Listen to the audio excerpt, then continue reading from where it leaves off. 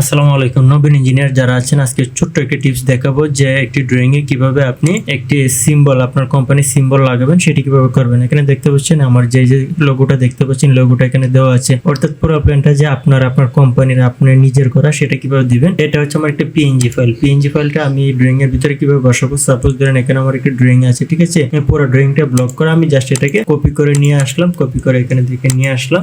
আসার পর এটা কি করবো, জাস্ট এটাকে আমি একটু ডিলিট করে সরি, এটাকে আমি জাস্ট এটা তাকে কিভাবে আমি জাস্ট আমার যে পিএনজি ফাইলটা আছে সেটা নিয়ে আসবো। ইনসার্টে যাবেন, ইনসার্টে যাওয়ার পর যে অ্যাটাচ ফাইলে যাবেন, অ্যাটাচ ফাইলে যাওয়ার পর ডেস্কটপ, আপনার যেখানে ফাইলটা আছে সেখানে যাবেন।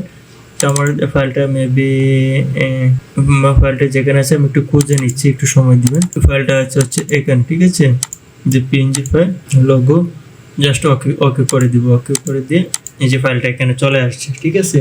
তো এটা ড্র্যাগ এন্ড ড্রপ করার মাধ্যমে আসার কথা, কিন্তু এখানে আসতেছে না, চলে আসছে, ঠিক আছে।